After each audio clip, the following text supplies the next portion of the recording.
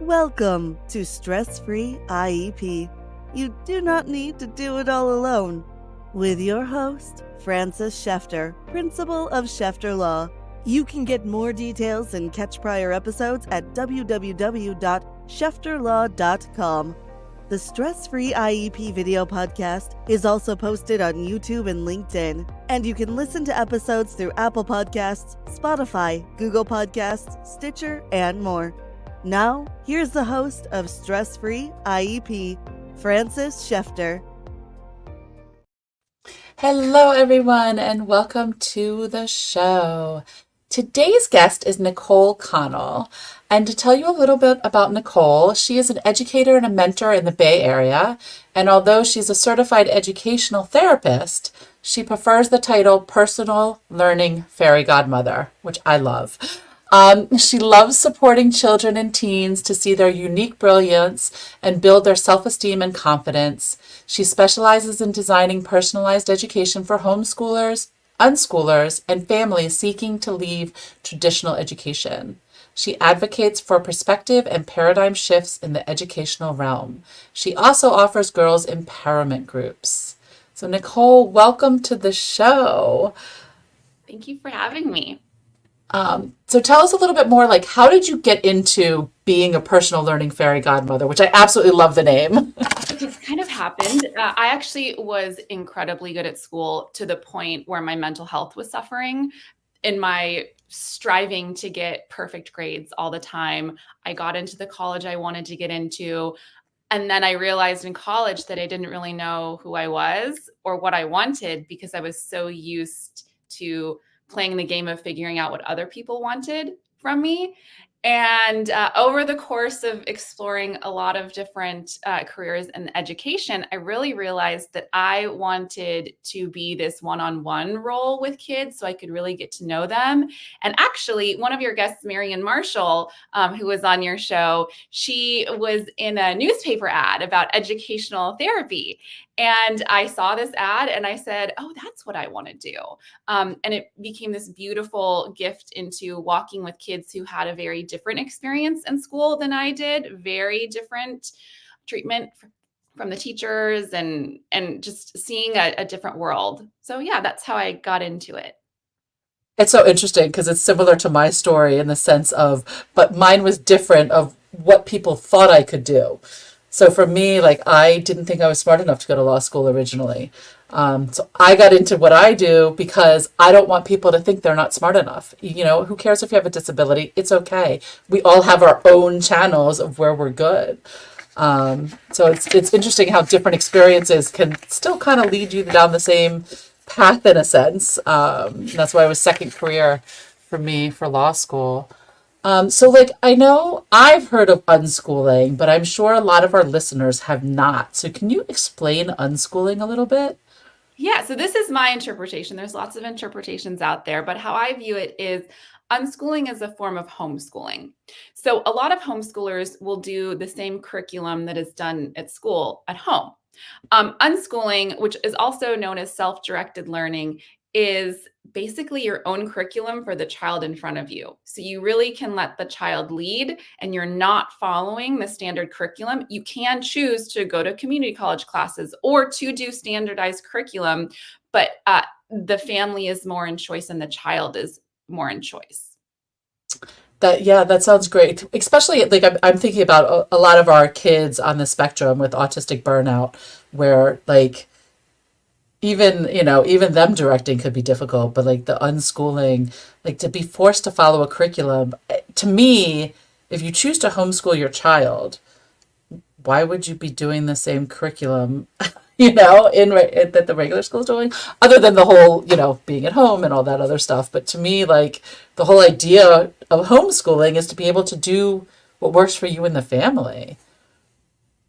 And I know there's a lot of websites out there. I know, and I can't remember the name, but there's one website out there for people that homeschool that has like all the laws and what you have to do and can help with all of that stuff. So do you mainly work with kids that are being homeschooled or unschooled?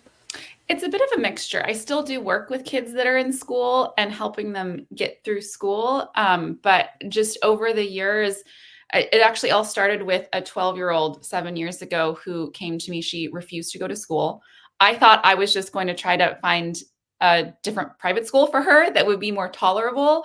It became very clear that she was not ever returning to a traditional school. And her parents wanted support with unschooling. And so I stepped in and I sat down with her, and I asked her, like, what do you want? Like, you're 12, what do you want for your education? And she looked at me and she said, I want my vitality back. And two things came up for me. One, Yeah. how wise for a 12-year-old to use that word.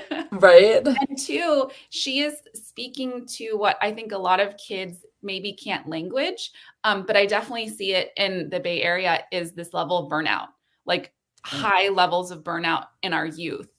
So it's kind of like, well, what's the point of all of this education if the children are massively suffering? And it's not all children, but if there are some children who are really burnt out and struggling, and school is a part of that, like, what are the other options? Yeah, no, that's so true because it's like it's hard. And I have this conversation with clients often or potential clients about how, schools have to do an okay job. They don't have to do the best job. Actually, the Supreme Court said it this way of that they don't have to provide Cadillac. A Chevrolet is good enough, which has been expanded also. But like that's the thing is that they need to teach to the masses. And for our kids with learning differences, it doesn't work sometimes. And it even with all the special education supports and stuff, it's just hard. So like what are some of the things that you wish people knew or like that what people need to start thinking about differently with learning differences? I think so much of the focus is on what they can't do, right? Even the languaging of what we call dyslexia, dysgraphia, attention deficit hyperactive disorder. Like those just words in themselves, those are a lot to put on kids. And I mean, that's our current terminology. But they're very one-sided. They're only looking at what they can't do. And we're missing the wholeness of the child because there's so many things that the child can do that often isn't measured or valued in school. So yeah, I wish people could, really emphasize both the kids' tricky areas and their areas of brilliance. Right. We're so on the same page because I say that all the time with IEPs and difficult yes, the whole idea of an IEP is to build on the weaknesses. But when the present levels is supposed to be giving the positives and what can this child do? Here are the weaknesses. And now let's build on what the child can do to bring up what the child can't do. It's still kind of that forcing, you have to be able to do this, you have to be able to do that, you have to be able to do this. Like spelling, for example, that's what I like to use because I am the worst speller in the world. I'll flat out admit it. I was on law review in law school, which is, top of the top, but I still can't spell.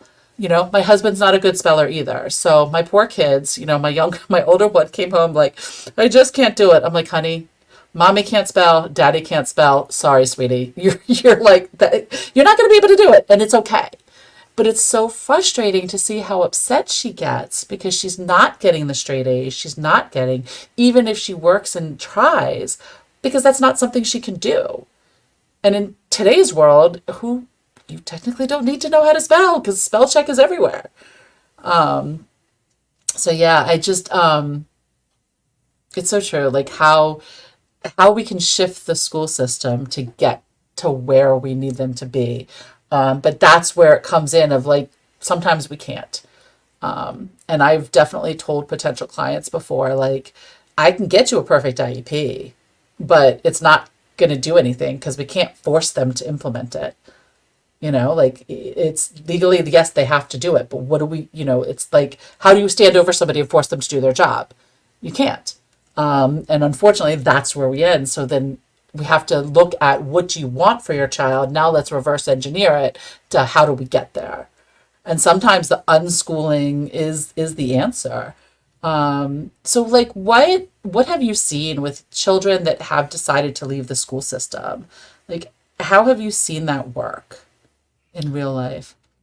Well, it varies family to family in the different situation. But the freedom that comes with it for a child to be who they are can feel really freeing. And it's like, what I've gotten to see is I get to see them come back online, right? So I used to Yeah. teach kindergarten, and those kids, they were so happy and I taught so kindergarten excited. too. I mean, like, Yeah. their favorite day was garbage truck day, where literally the garbage truck would come and Yeah. like pick up the garbage, and they would run to the top of the play structure and scream garbage truck. Like, they were so vital. They were so happy. Like, that's what I'm kind of Yeah. referring to it as online, right? But then as kids get older, there's a lot of shutdown that can happen. And Yeah. that vibrant child, it's like, where are they? Are they smiling? Are they happy? But to see kids come back to themselves and have time to do the things that they love, and to feel like they're really heard. 'Cause, like, the school system works for a lot of kids. And for some kids, especially the highly sensitive ones, they can internalize those messages, even if they don't know what's in the IEP, and they don't know, kind of Yeah. all the testing results, and they don't know all those things. They feel like something is deeply wrong with them. Yeah. And so when they can get out of that system, especially the sensitive ones, because they can feel it, they Yeah. can feel how they're perceived and treated in a huge way. And when they get out of that and they get to have a say, and it's their kind of inner knowing that gets to lead the way, it's really beautiful to witness. And it's not all I'm making it sound all beautiful and easy, and it can be challenging, right? It can be challenging to leave, and there are things that you miss. You don't get the same level of social interaction if you're unschooling, potentially, because you're not seeing the same people every day usually. So it's not all sunshine and roses, but there is this possibility that I've seen for kids to come back online. Yeah. That's so beautiful. And it's so, yeah, it's so true. I'm just thinking about like kids that I've taught in the past and my own daughters, and how, I say all the time, like, we don't want to snuff that light. And schools unfortunately do for the kids that don't conform, you know? And I know, like, I want to talk about like the naysayers, like, well, they're never going to function in society if they don't learn that they have to go to school and they have to do this and they have to do that. So I'm sure there's people out there like, oh, that's ridiculous. You're just letting your kids do whatever your kid wants, and they're never going to be positive members of the society. Like, what do you say to that? Well, a couple things. I think one is, oftentimes the people that I've worked with, they're at rock bottom. So there's school Mm. refusal, massive, massive mental health crisis, right? And it's kind of like, if they're not okay, what else matters, Right. right? We kind of have to tend to the basic okayness first. And it's definitely not for everyone, right? It's definitely like, there's risk involved. There's risk in sending your child to school. There's risk in taking this path. But what I've seen is, kind of, when you're at this rock bottom place, you kind of have to try anything. And the beauty that can come is there's a lot of creativity that can open, because now you're thinking in different ways. It's not just, let's get the kid back to school. It's like, oh, how are we going to return this child to wellness? And how are we going to Right. help them get back online? So that's one scenario. Some people choose unschooling from the get-go, right? And there are people like Peter Gray and Blake Bowles. They both have books, and they have a lot more literature in this. But there is definitely proof that people who do unschooling or self-directed education can go on to college. They can go on to be entrepreneurs. They can find their way. I forget who said this, but I heard this somewhere, that, like, if we convinced everyone that you had to go to school to learn how to walk, that, like, then you could believe that, yeah, wait, I have to send my kid to daycare for them to learn how to walk. Whereas, like, you actually don't have to send your kid to daycare, Right. right? But that, just that analogy, I forget who said that, but that really made me think. It's like, we think that this one pathway is the way, but there's Yeah. actually a lot of other ways. And if this one standardized pathway is really dimming kids' lights and they're not okay, then like, there are other pathways. Right. And that's something I talk to clients a lot about, is that, you know, they're like, well, how am I going to do that? We can't afford that or this or that. And I'm like, what's your child's future worth? You can't put a price tag on it, unfortunately. And I again, like I use my kids as examples all the time, especially my older one, who knows she's different and she knows and she gets frustrated. She's like, why can't I be like everyone else? I'm like, because you're unique and you're you. Um, and it's like, so what do we do? How do we find the right school? Because, we both work. We can't homeschool, so that like that always becomes a challenge. But the idea of having these kids, you know, have a place where they can succeed and feel successful. So do you work with kids that are like in the regular schools, help them with that? And what does that look like?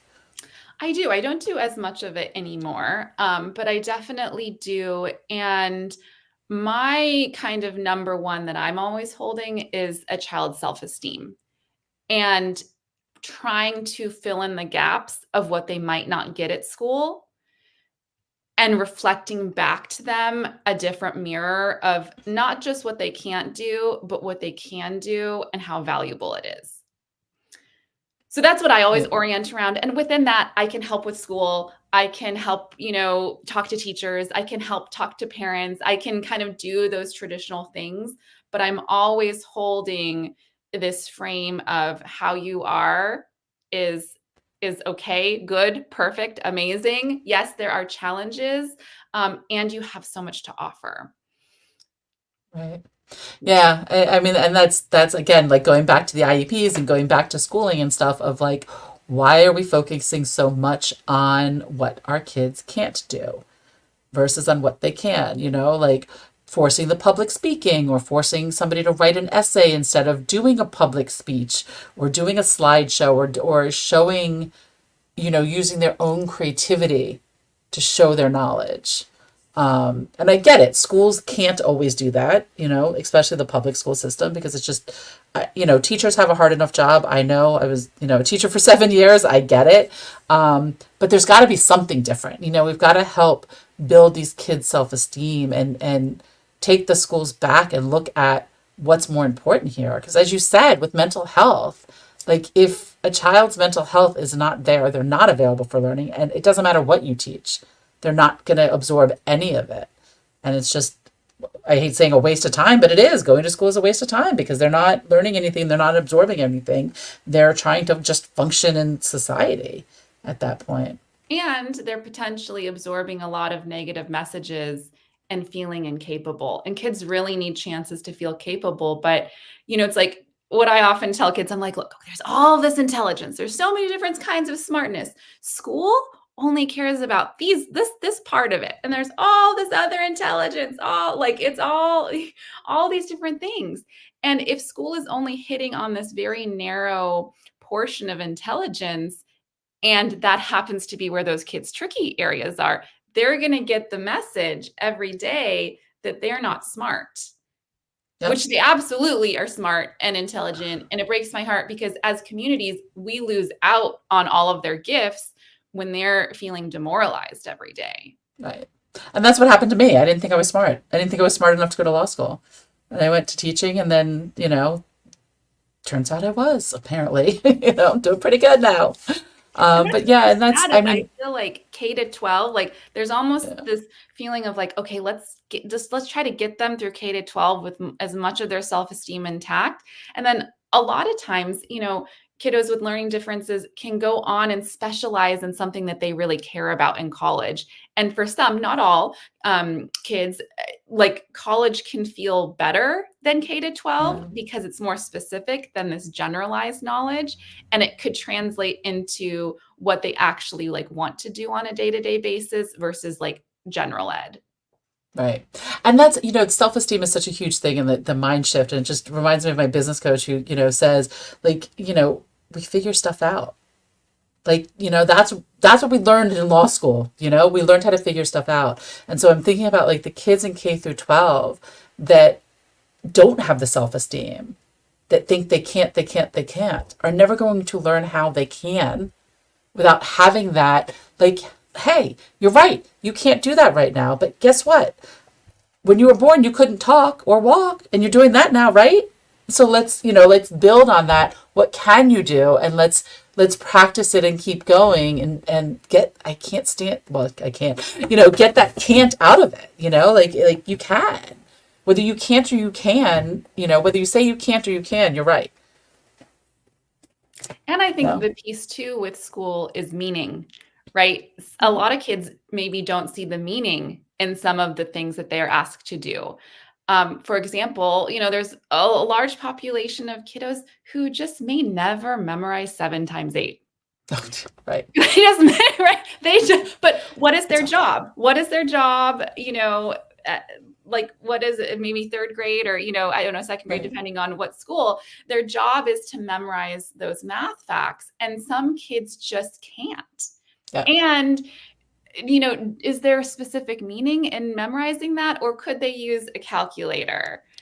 I still use my need to do it. fingers. Right. I still use my fingers, like it's okay because I'm not a numbers person, and you're right. It's you're forced to learn how to spell, to learn how to memorize facts, to learn how to do this, to learn how to do that.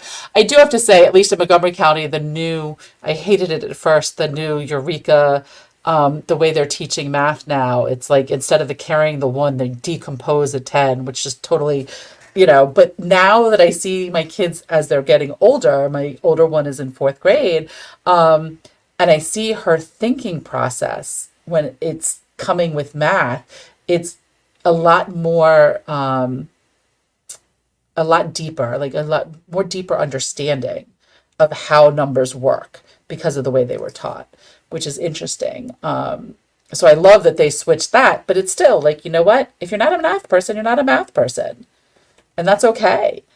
Okay, so you're not going to be a bookkeeper or an accountant. That's okay. Yeah. So so many kids have such negative experiences and get so down and not wanting to go to school. Like, what are some things that parents can do to help their kids, like, get through those negative experiences? I think the first is just develop a super deep understanding of your kid's experience. Like not just surface level, like, hey, how was school? Okay, great, bye, but like, what is it really like to be you?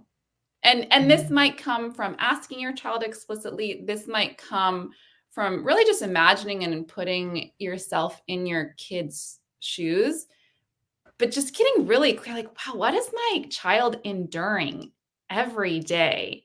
Because I think often as adults, we want to rush to the solution. Like, okay, you're struggling, let's fix it. And that comes from such a beautiful place because we want to help the kids in our lives. But that felt emotional experience that kids can often feel really alone in, if we skip over the deep empathy for what it's like to be them, and then we can't really attune to them and we can't really be like, you're right. That sucks. Right. And one of my favorite questions is I'll ask, what grade would you give your teacher? What grade would you give your school? And so like flipping a little bit of like the power dynamics of like, well, what, because I think there's almost this bias of adults kind of will often align just with the school system. Well, your teacher said this, like, right? They said this. Well, yeah, take that information. It's valuable and get really curious. What does your kid say? Oh, your kid is giving your teacher a D because the teacher is saying this every day to him. Okay. Right. And I think that level of understanding and empathy, number one, for their experience, and then kind of perspective shift of like, you're right. That isn't fair. That is messed up. That I think can just really help the kid really feel seen. Because at the end of the day, we all want to feel seen and heard and gotten. Yeah. Right. And even with behavior, right? To me, behavior is information. So your child could be doing all sorts of stuff in the classroom, right? Mm-hmm. It's easy to orient to like, well, the teacher said this, the teacher, like, well, what's going on? Like, what are you trying to communicate that you're not able to with words?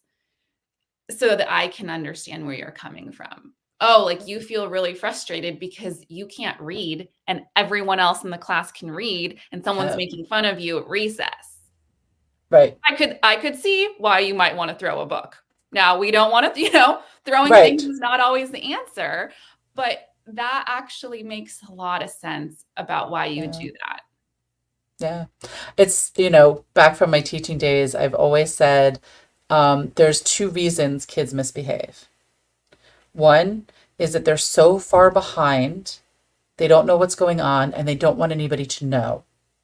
So they're hiding it. Or they're so far ahead, they're bored out of their minds. And so they're doing something to give them reason for being there.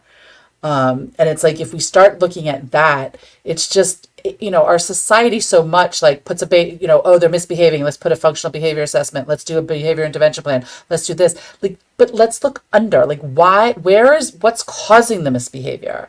Because if you get to that, you're not going to have the behavior issues.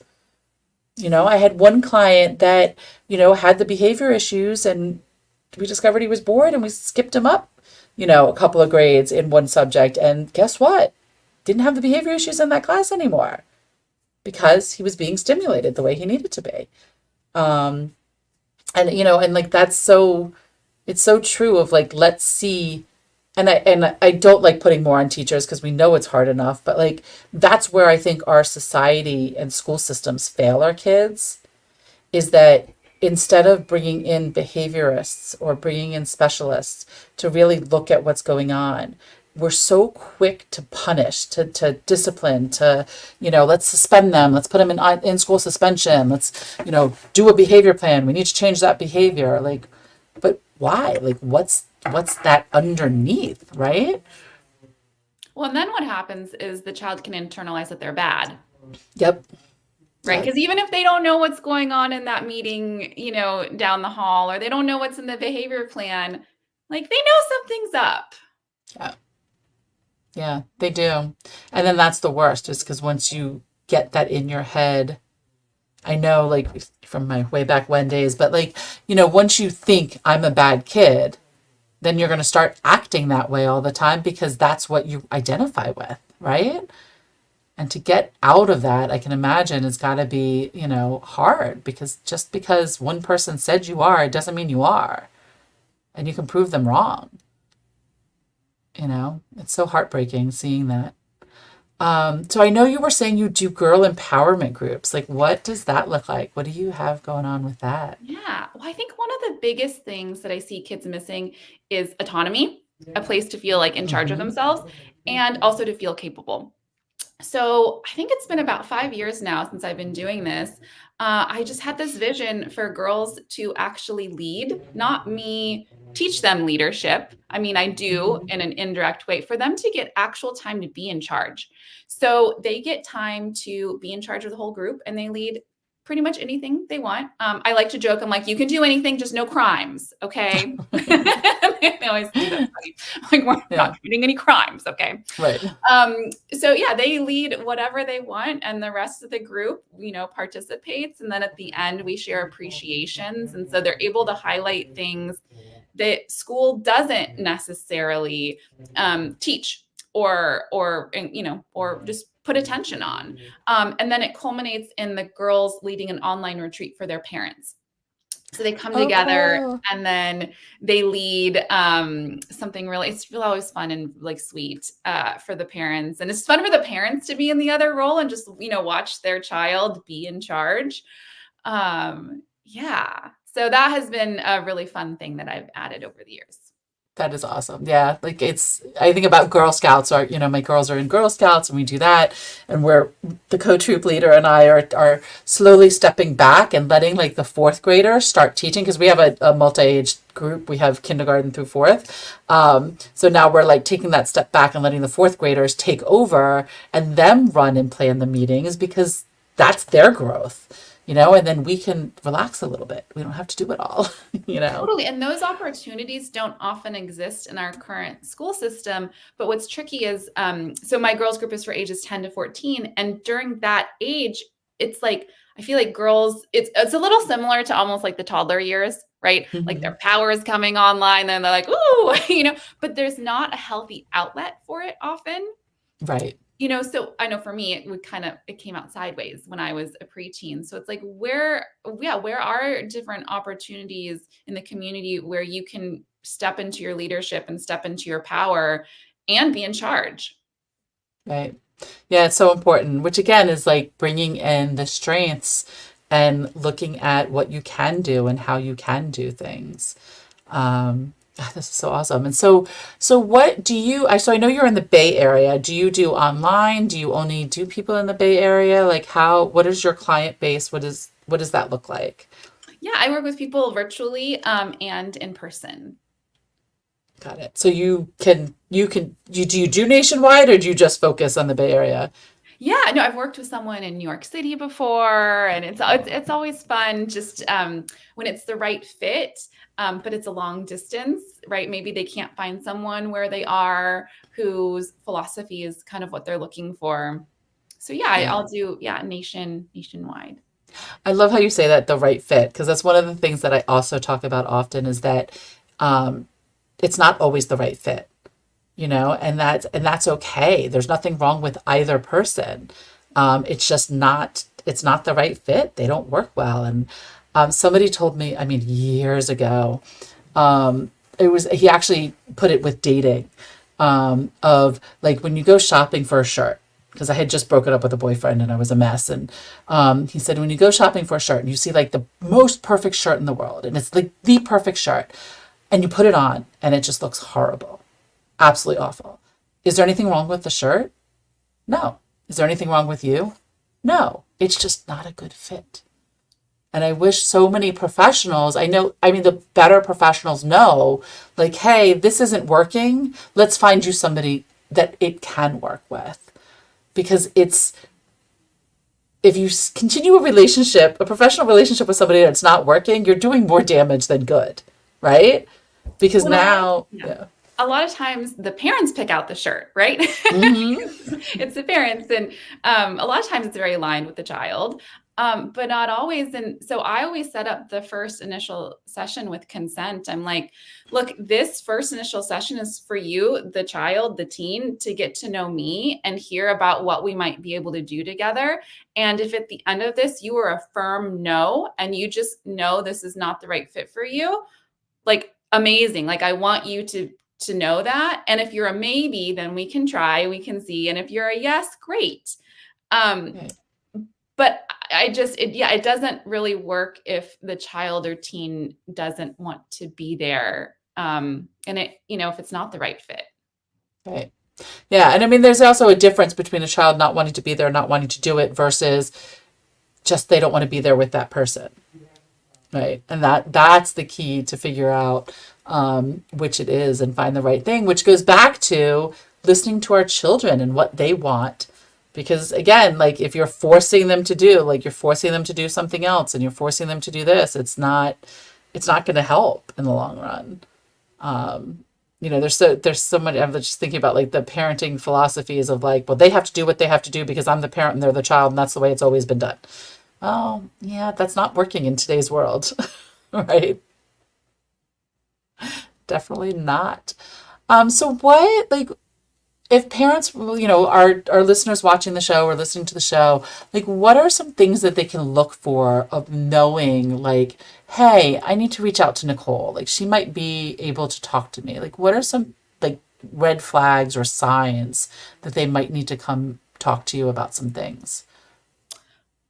If you're noticing that school isn't working for your child, I love this kind of reframe of like I wrote this article called "When School Stops Working for Your Child" versus like the other way around.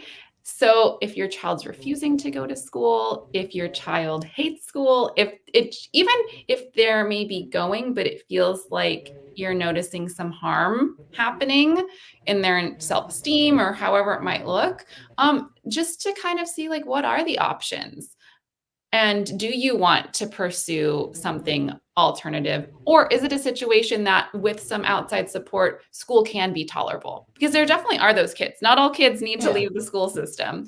Right. um, just school isn't quite right. And parents are wanting their child to experience vitality and wanting their child to experience wellness. Anything around feeling stupid or not capable, all that kind of thing, anxiety around school, those are some of the things. And if students and families are wanting to maybe do a homeschooling or unschooling approach, but need some outside support, that's something that I could help with too. That is so awesome. So I hope our listeners are listening and might have some ideas. And so how, I know we're going to have it all in the show notes, but how can people get in touch with you? Like, what's the best way to reach you? The best way is my website, which is just www.nicoleconnell.com. And you can send me a message there. Awesome. This has been so awesome. Thank you so much, Nicole. This is like, I love, like, it's so funny because I say this all the time is that, I've had educational, therapists on the show, and every time it's something different, and that goes back to the fit. Is it a good fit? Because each of you have a different philosophy and a different way, and what works for one doesn't work for another. And that's why, like, I love having lots of different people in the same profession, because it's like, oh, look, wait, this person does it this way, not that way, and that way doesn't work, but this way might. And, it's so awesome. So thank you so much for being here and sharing all of your words of wisdom. Thank you for having me. You've been listening to Stress Free IEP with your host, Frances Schefter. Remember, you do not need to do it all alone. You can reach Frances through schefterlaw.com, where prior episodes are also posted. Thank you for your positive reviews, comments, and sharing the show with others through YouTube, LinkedIn, Apple Podcasts, Spotify, Google Podcasts, Stitcher, and more.